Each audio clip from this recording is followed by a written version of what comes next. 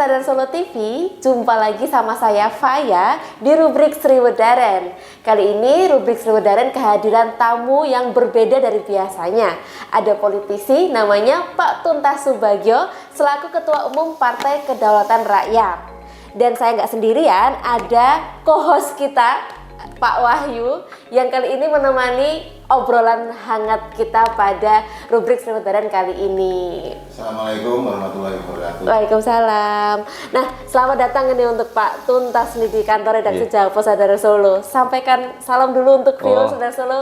Assalamualaikum warahmatullahi wabarakatuh. Waalaikumsalam. Terima kasih banyak Pak Tuntas sudah meluangkan waktunya untuk hadir di kantor redaksi Jalpo Sadar Solo. Pastinya ini meluangkan waktu dari kepadatan aktivitas nih pasti nih Pak. Iya, lumayan. Waduh, hari ini sedang sibuk apa ini Pak belakangan ini? Sibuk untuk ngurusi PKR, Partai Kedaulatan Rakyat. Ini kan kita masih berjuang di DKPP atau Dewan Kehormatan Penyelenggara Pemilu.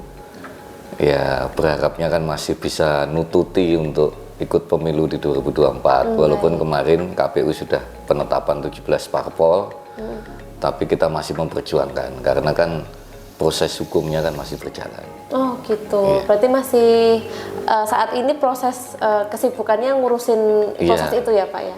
Proses untuk mengejar atau berupaya ikhtiar untuk bagaimana PKR ini masih bisa punya kans atau peluang untuk mengikuti pemilu di 2024.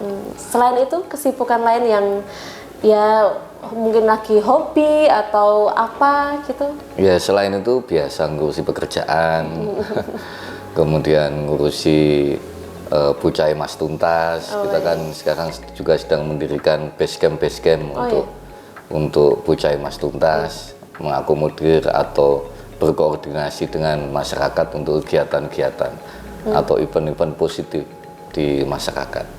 Baik.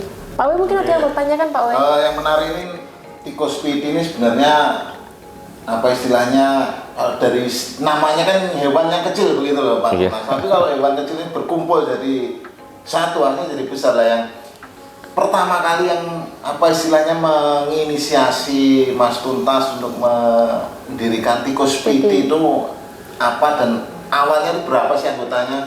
Iya. Mas Tuntas? Jadi inspirasi yang saya peroleh dengan nama Tikus Piti Hanoto Baris itu kan dari zaman dahulu, dari cerita sejarah yang kita pahami atau yang kita ketahui bahwa perubahan era atau zaman itu selalu diiringi dengan hadirnya Tikus Piti Pancak Baris. Kalau namanya kan sebenarnya adalah Tikus Piti Pancak Baris. Nah, dari Tikus Piti Pancak Baris itu kemudian saya ganti dengan Tikus Piti Hanoto Baris. Karena Pancak dengan Hanata itu kan, Hanoto itu kan sama. Pancak itu menata barisan, sama menata. Jadi Tikus Piti itu bukan arti hewan tikus kecil kan gitu, tetapi artinya adalah rakyat. Oh, filosofis. Jadi, ya filosofinya, arti anonimnya kan rakyat yang membuat barisan. Itu iya. Itu inspirasinya seperti itu dengan harapan dan doa bahwa munculnya Tikus Piti Hanoto Baris ini bisa membawa satu perubahan baik di bangsa dan negara. Mas Tuntas, masih ingat nggak pertama kali mendirikan Tikus Piti Hanoto Baris itu anggotanya berapa banyak? Kalau pertama kali saya mendirikan itu kan tahun 2014. Oh, 2014. Iya, 8 tahun yang lalu. Sudah 2014 saya dirikan. Waktu itu namanya adalah komunitas. Jadi komunitas Tikus Piti Hanoto Baris. Itu waktu awal itu hanya beberapa orang, sekitar 9 orang. 9 orang? Iya. Sampai sekarang masih ada orang-orangnya itu? Ada yang sudah tidak ada. Maksudnya meninggal atau keluar? Iya, ada yang keluar, ada yang sudah tidak ada. Oh, gitu. Baik. Jadi awalnya itu kurang lebih 9 orang. Kemudian saya dirikan sambil ngetes diri saya sendiri waktu itu. Kalau memang ini diridhoi oleh Allah dalam pendirian Tikus Piti Hanoto Baris ini, maka nanti akan banyak yang ikut ke saya tanpa melihat apapun backgroundnya. Baik. Itu pertama kali saya dirikan tuh di depan Tebon Tebu, di rumah sederhana yang saya sewa cuma setahun 1 juta. Di mana itu Pak? Di daerah Desa Blimbing, Gatak, Kartosuro. Oh, Kartosuro. Jadi samping rel kereta api Gawok itu masuk sedikit di depan Tebon Tebu. Itu juga ada filosofinya nggak Pak di depan Tebon Tebu pasti itu? ada itu Pak. Mesti hasil gerakan. Maksudnya apakah emang sengaja Ya sengaja, di memang situ, gitu? memang waktu itu saya berpikirnya kalau itu tadi, kalau memang ini diridhoi oleh Allah, maka orang tidak akan melihat apapun backgroundnya, orang akan mengikuti. Oh, baik. Itulah. Akhirnya kan saya dirikan istilahnya untuk kantornya ya, base campnya itu di depan Tebon Tebu di Desa Blimbing Gatak, Sukoharjo tahun 2014. Nah, ternyata berkembang dari kabupaten ke kabupaten ke kabupaten, kemudian saya diundang ke kabupaten dan saya terangkan tentang, kebetulan saya bikin buku namanya Pancasonak. Jadi Pancasonak itu Pancasila, sosial, nasional, agama. Oh, baik. Itu. Jadi untuk memberikan pengarahan sebisa mungkin ya tentang arti Pancasila, kemudian arti dari sosial antar masyarakat, kemudian arti dari rasa nasionalisme, kemudian arti dari agama. Itu bahwa kita itu walaupun berbeda-beda agama harus tetap rukun dan lain-lain. Itu yang pertama kali saya lakukan. Sosial di antar masyarakat, walaupun di awal-awal dulu tahun 2014 orang menertawakan. Zaman saiki kok ngomong ke Pancasila, nasionalisme dan lain-lain. Yang bicara seperti itu kan biasanya pemerintah atau apa. Kalau orang biasa mengedukasi seperti itu kan diguyu kan gitu awal-awal.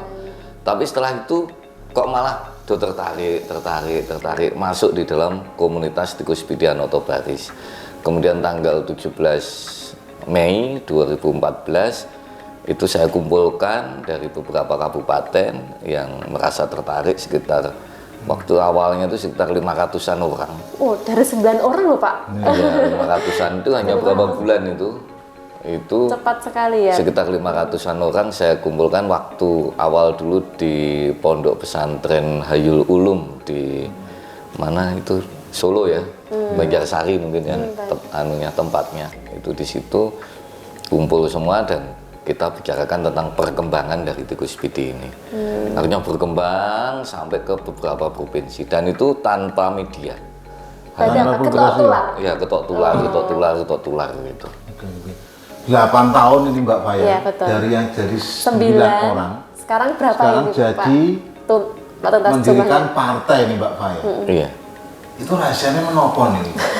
8 tahun loh Pak. Rahasianya ya kalau dalam organisasi itu yang penting jujur, amanah, apapun disampaikan, terbuka. Itu kalau prinsip saya dalam pengelolaan organisasi.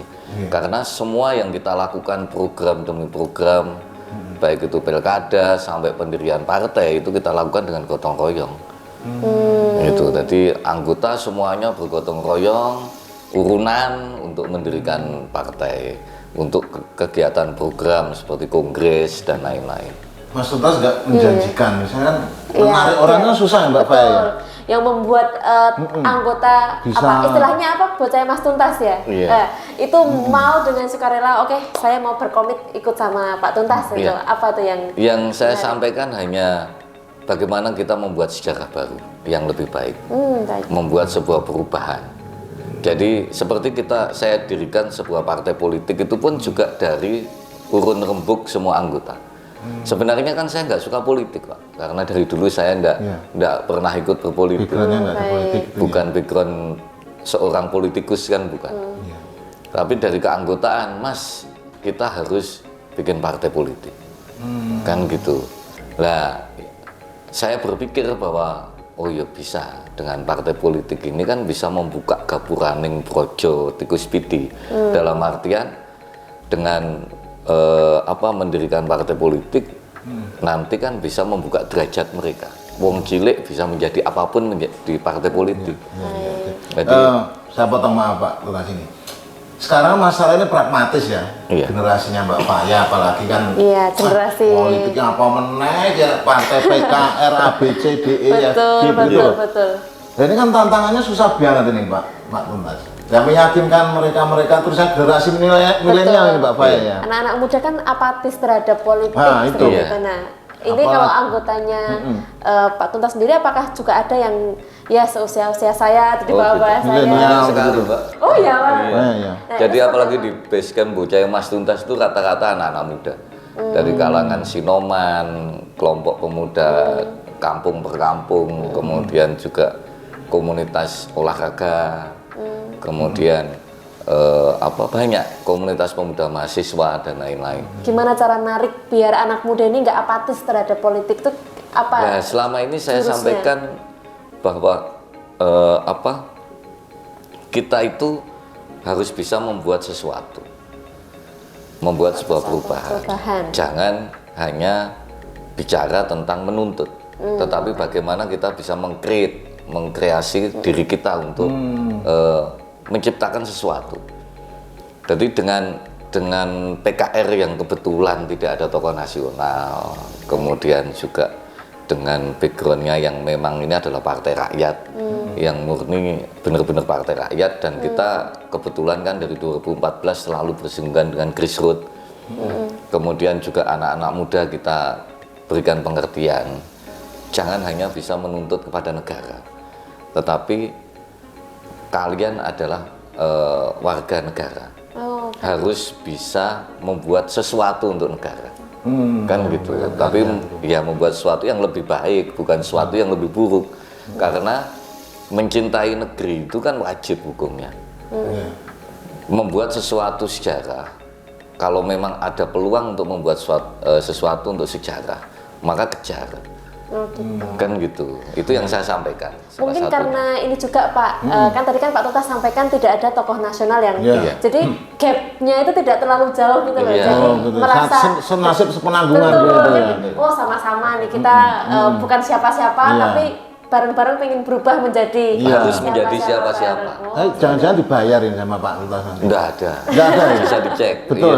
Iya, bisa dicek. Semua program, bahkan mohon maaf ya, kita ada program, mungkin satu-satunya organisasi kalau ada program malah anggota urunan itu baru tempat saya. Malah tombok itu.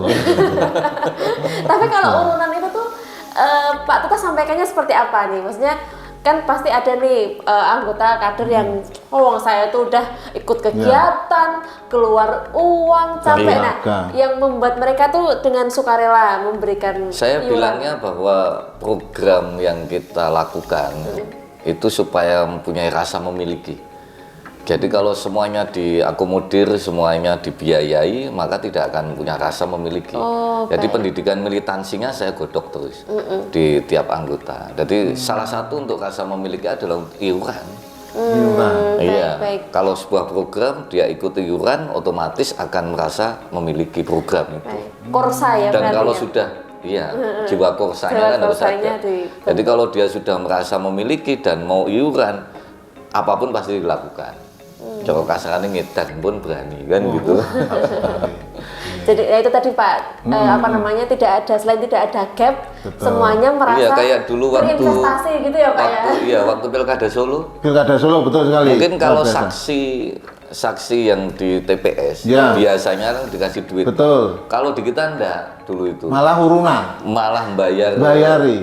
Dulu rapid test sendiri, mereka iuran untuk konsumsinya sendiri.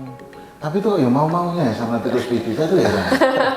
Maksudnya seloyal itu. Itu yang banyak dipertanyakan. Selama ini kan saya juga nggak pernah membuat sebuah gap ya. Jadi di kita itu ada istilah sedulur Sinokowedi.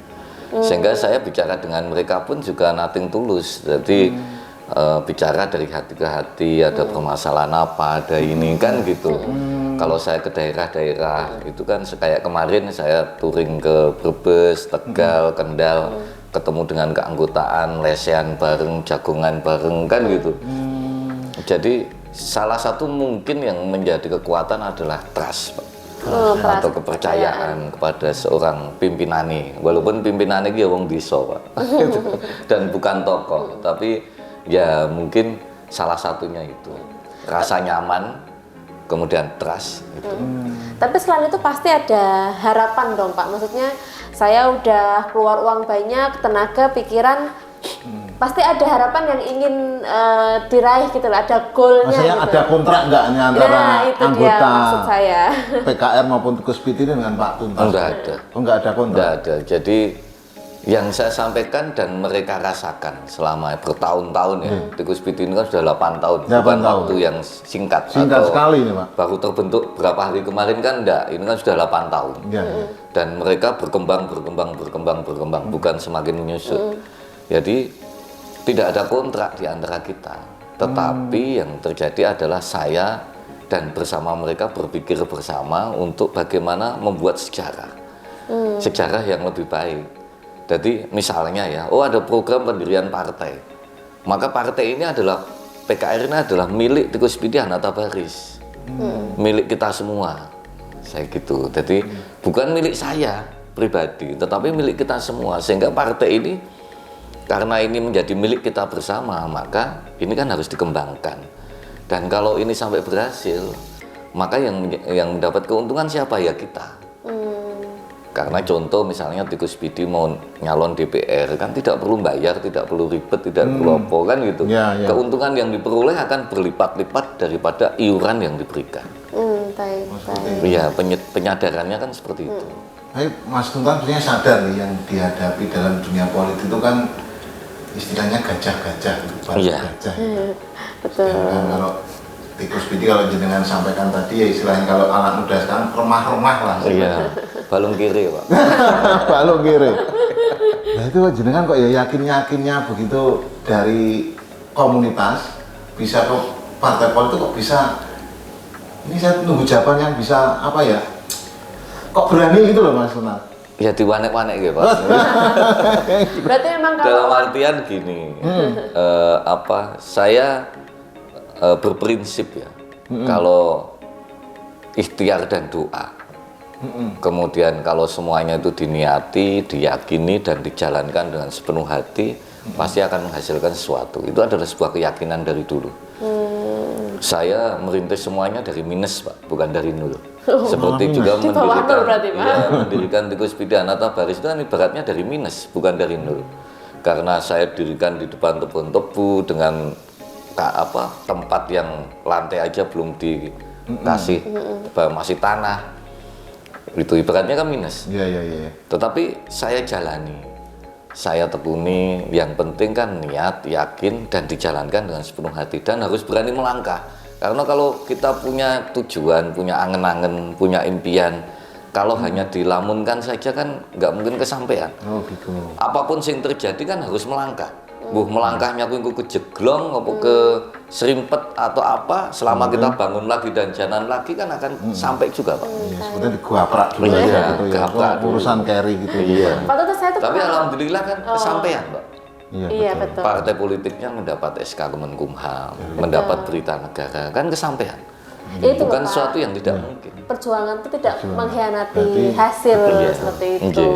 Nah Pak Tuntas, kalau tadi disampaikan waktu awal-awal dulu berbicara soal Pancasila, soal negara itu masih kayak diketawain gitu. Nah kalau sekarang nih dengan nama PKR, seperti apa Pak masyarakat memandang sudah PKR? Beda dari tahun 2014 awal-awal itu memang diketawain. Itu, tapi kan setelah itu dengan pemahaman yang saya berikan tentang bahwa kita itu warga negara Indonesia yang mempunyai dasar negara dan mempunyai sebuah pedoman. Jadi apalagi kan dulu banyak teroris ya Pak ya. Masih ada sampai sekarang Pak? Masih ada. Masih berlanjut Pak? Jadi kan saya kan mungkin waktu itu kan masyarakat juga resah dengan adanya ISIS tahun 2014 kan agak kenceng dengan ISIS ya. Saya berusaha sebagai warga negara waktu itu membantu sebenarnya, membantu pemerintah. Walaupun ibaratnya saya itu hanya sebutir debu di pantai, tetapi sangat filosofis sekali. tapi kita berharap bahwa apa yang kita lakukan itu bisa bermanfaat. Jadi saya terangkan tentang bagaimana kita masyarakat itu bisa mengerti tentang keadaan negara. Nek barang larang ya kudu iso diterima sih. Pemerintah juga pasti punya sebuah kebijakan sendiri. Sekarang kalau ngamuk-ngamuk ya untungnya apa? Nek bengok-bengok ya untungnya apa? Kan gitu. Itu jadi salah satu hal yang saya contohkan secara langsung di anggota waktu itu. Daripada kamu protes dengan bengok-bengok, dengan anarkis dan lain-lain, ayo tulis petisi. Kemudian mereka menulis dengan tulisan tangan asli, tanda tangan asli. Itu alhamdulillah terkumpul kurang lebih 9 juta petisi. Saya bawa Itu tulis tangan semua? Iya, tulisan tangan asli dan tanda tangan asli saya bawa ke Mahkamah Konstitusi. Kemudian 3 bulan berikutnya kurang lebih saya bawa ke MPR DPR. Dan waktu itu diterima oleh Ketua MPR Pak Zulkifli Hasan waktu itu. Kemudian diterima juga oleh sekretarisnya. Dan mereka kaget saya bawa 1 kontainer, Pak. Petisi semua itu? Iya, petisi itu semua. Nah, 9 juta loh, Pak. Nah, kertas kalau ditumpuk di kontainer itu sudah bisa dihitung itu berapa. Kurang lebih ya saya bilang ya. Kurang lebih 9 juta petisi dari seluruh Indonesia. Itu. Iya. Oke, Pak Tuntas, ini kan PKR ini istilahnya kerja untuk gitu mau disahkan gitu ya menjadi. Kalau disahkan sudah. Sudah ya, maksudnya disahkan ikut pemilu Ikut maksudnya. pemilu ditetapkan. Ditetapkan, oh ya ditetapkan, maaf. Nah, Pak Tuntas itu nggak khawatir ketika arus dari bawah ini kan biasanya tadi semangatnya tadi kan ingin apa istilahnya perubahan bersama-sama, terus ini kok main politik begitu, nggak takut nanti yang bawah-bawah ini sana kecewa begitu, Pak Tuntas? Kalau masalah pendirian partai itu kan usulan dari mereka, Pak. Oh, malah seperti itu ya? Iya, jadi mereka berembuk, kemudian kita sama mendorong saya untuk mendirikan partai politik. Bukan Pak Tuntas yang otoriter, Iya, terus masa aku suka yang gaya partai gitu? Iya, habis itu saya yus ngkose, tahajud saya gitu, karena saya muslim. Iya. Jadi saya tak ndonga sik, saya gitu. Akhirnya saya tahajud, saya minta istilahnya petunjuk dari Allah itu bagaimana. Lah, kok hati saya tambah yakin untuk mendirikan partai ini. Lah pada akhirnya saya sampaikan bahwa ini kita bisa mendirikan partai ini dan berhasil karena mendirikan partai itu berat. Syaratnya sangat berat, yaitu 100% provinsi, 75% kabupaten kota, dan 50% kecamatan untuk bisa mendapatkan SK Kemenkumham. Ini harus bermodalkan 3 hal, saya gitu. Urunan lagi? Bukan. Oh, ya termasuk urunan lagi, termasuk itu. Tapi 3 hal ini adalah niat yang benar-benar, kemudian ya diyakini betul dan dijalankan betul. Lah dijalankan betul ini kan dengan otomatis dengan urunan lagi. Oh, urunan lagi tetap nggak tinggal, Pak ya? Nggak ketinggalan kalau urunan, Pak. Gitu. Kalau kita bilangnya itu MPC, Pak. Apa itu? Mbah piye carane. Oh, Tuhan.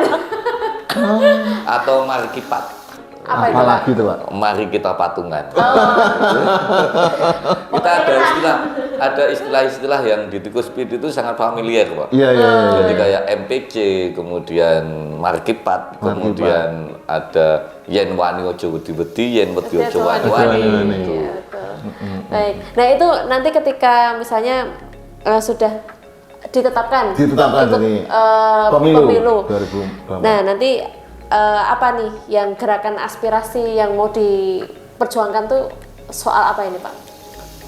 Masalah ditetapkan dan tidak kan kita masih berjuang ya sekarang ini. Jadi saya sudah menyampaikan ke anggota bahwa kalaupun yang terburuk kita tidak bisa ikut pemilu, maka jangan putus di dalam misi dan visi kita untuk membangun demokrasi lebih baik. Itu tadi kalau nanti bisa Allah meridhoi untuk ikut pemilu dengan usaha yang sekarang ini kita lakukan di DKPP, itu aspirasi yang kita usung adalah bagaimana ngangkat derajatnya wong cilik. Jadi wong partai ini partai rakyat.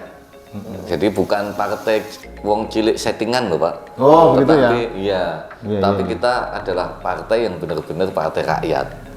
Gitu. Jadi yang tidak ada tokoh nasional dan tidak ada dari DPP itu juga bisa dilihat bahwa tidak ada background yang dulunya adalah tokoh politik kecuali satu, Cak Anam. Karena Cak Anam waktu itu masuk dengan peralihan badan hukum dari PKNU ke PKR. Itu jadi yang mau kita perjuangkan adalah bagaimana masyarakat itu bisa menjadi subjek politik. Jadi tidak menjadi objek politik. Karena selama ini kita melihat kan setiap pemilu masyarakat seakan hanya menjadi objek politik. Kalau tokoh-tokoh politik akan sangat gencar kalau sudah mendekati pemilu dengan kekuatan, segala kekuatannya, kan gitu, baik kekuatan apapun yang dimiliki, material maupun imaterial, semua dikerahkan sebelum mendekati pemilu.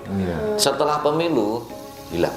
Setelah penghitungan suara Pak, besoknya biasanya gitu aja, lupa gitu. Kita tidak perlu menapik ya, yang terjadi di lapangan kan seperti itu.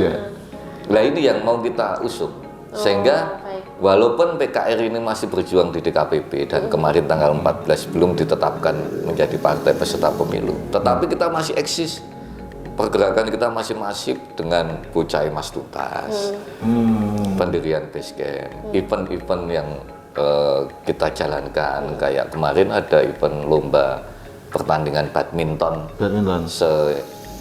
Jateng Jogja ya, kemarin di Purbayan, ya, yang menang kan dari Jogja kemarin.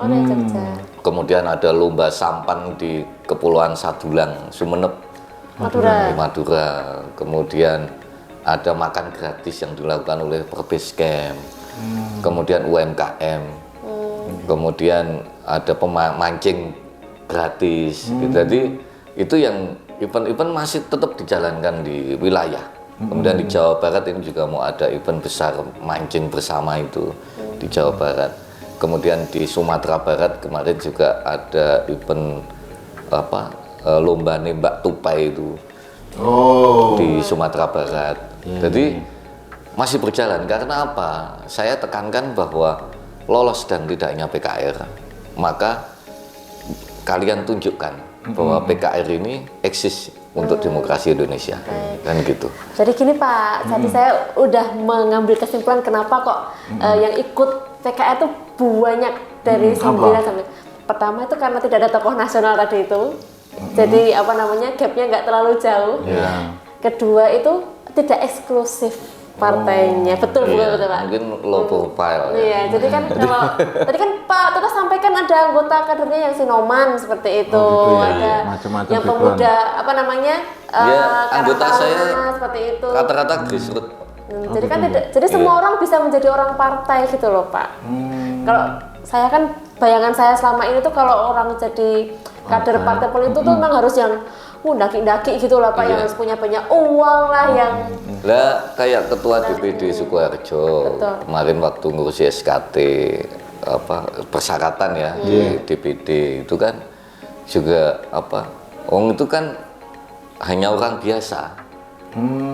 Mungkin kan ketua DPD biasanya kan orang yang elit, orang yang ini. Nah ini kan ditanya pekerjaannya apa, satpam, security. Kaget yang daftar lu. Yang ngecek kaget. Iya, lu kok bisa? Kita nalan pora tuh. Iya, karena memang dari kita ini adalah kalangan grassroots, Pak. Jadi yang ikut di PKR ini, di partai kita ini memang kalangan grassroots. Memang tidak begitu terlihat, tapi kalau mau dikumpulkan kayak semut ireng, Pak. Banyak gitu itu tadi. Iya. Nyakot moral itu kalau semut ireng banyak. Kalau banyak ya gatel juga. Tadi Mas Tuntas menyampaikan bahwa kalau istilahnya ya belum diberi kesempatan nggak usah kecewa begitu ya kader dia. Karena menyebutnya apa kalau Bocah Mas Tuntas. Iya. Kader apa Pak? Kader juga ya, sama aja ya? Sama aja. Nah terus nanti Anggota. kalau anggota ya? Terus kalau menang terus Mas Tuntas jadi presiden begitu misalnya. Itu nah, itu nanti bagaimana? Si pungguk merindukan bulan kalau itu. Seperti itu. Iya. Nah ini kalau istilahnya tadi tanyakan Mbak Faya visi misi dan sebagainya, kalau menang ini nanti yang masuk ke pemilu terus insya Allah menang begitu misalnya. Amin. Iya. Kalau kita tetap targetnya itu adalah bagaimana kita ikut pemilu. Selama kita belum lempar handuk, selama kita masih ada peluang walaupun itu sekecil jarum, lubang jarum, tetap kita akan jalankan. Intinya gitu. Karena ini membawa amanah masyarakat banyak untuk bisa PKR ikut pemilu. Jadi menang kalah pokoknya carry gitu Mas. Jadi pokoknya ini menang kalah carry sebenarnya masuk dulu gitu. Ikut pemilu dulu. Kemudian kalau masalah menang kalah bagaimana dan lain sebagainya itu dipikir carry. Itu MPC Pak. Itu tadi. Caranya. Betul. Baik. Terus tadi ada itu loh Mbak Faya bocoran sedikit, tadi ada TV digital kalau nggak salah Mas. Apa itu nih Pak? Bisa disampaikan nih? Iya. Jadi di kita kan ada belum TV digital, ini masih TV YouTube ya, cuman kan akan kita upkan ke mencoba untuk masuk ke saluran TV. Channel itu TV kan ada SNTV. Apa itu SNTV Pak? Surya Nuswantara TV. Oh. Sama yayasannya sebelumnya. Iya. Kita punya yayasan juga Surya Nuswantara Wilwatikta. Kemudian ada PT, kita juga punya PT. PT-nya itu adalah PT Tuntas Subagio Group. Salah satunya cabangnya adalah PT Tuntas Subagio Entertainment atau TSE, yang di situ ada SNTV atau Surya Nuswantara TV. Nah, ini sudah eksis, sudah melakukan kegiatan-kegiatan baik podcast, kemudian talk show, ya, kemudian ada liputan-liputan ke daerah-daerah. Di mana kantornya? Misalnya dipusatkan di mana dulu ini? Kalau sementara ada di Purbayan. Untuk studio ada di rumah, studio podcast, talk show ada di rumah di Purbayan. Untuk kantornya juga kantornya juga masih di lingkungan Desa Purbayan. Itu siarannya apa nih Pak? Yang disampaikan ke masyarakat gitu. Apakah juga tadi kesosialan, terus soal Pancasila atau apa gitu? Kalau ini bersifat umum, Mbak. Oh, umum ya, berarti beneran yang entertainment, yang hiburan seperti itu ya. Bersifat umum. Tidak nyanyi radar slow, Mbak. Nanti saya nggak mau diundang. Gitu, betul, Pak. Nanti susah nggak diundang. Kalau TV-nya ada rame kan, akun di TV dulu. Baik. Baik, Pak Tuntas, terima kasih banyak sudah mau mampir ke Jawa Solo TV. Nanti mungkin kita gantian yang mampir ke sana. Ya, kita ganti grebek ke sana. Kita grebek ke sana. Di Purbayan. Betul. Nah, nanti kita ngobrol lebih dalam lagi, mungkin kita bahas soal yayasan yang Pak Tuntas sempat bentuk di awal bulan ini ya Pak ya. Nanti kita bisa ngobrol lebih banyak dan update soal yang tadi penetapan di PKR. Iya, seperti itu. Terima kasih banyak Pak Tuntas sudah meluangkan waktunya. Pasti ini sudah menunggu agenda selanjutnya ini, jadi harus segera diselesaikan ini Pak. Kalau nggak nanti kita ngobrol sampai subuh nanti. Baik, terima kasih banyak Pak Tuntas. Jangan bosan-bosan untuk ngobrol sama teman-teman di Jawa Solo TV. Nanti kita tunggu update selanjutnya. Nyuwun doanya untuk PKR bisa lancar, bisa sukses, bisa ikut berlaga di 2024. Baik, pokoknya MPC ya Pak ya? MPC. Saya suka loh sama ini slogan ini. Betul. Baik, itulah tadi obrolan kita, singkat, padat, namun kita banyak dapat informasi soal Partai Kedaulatan Rakyat ini. Semoga kita bisa terinspirasi oleh semangat dari kader-kader PKR yang terus berjuang. Mbuh piye carane, seperti itu. Terima kasih banyak pada Solo TV viewers. Dadah.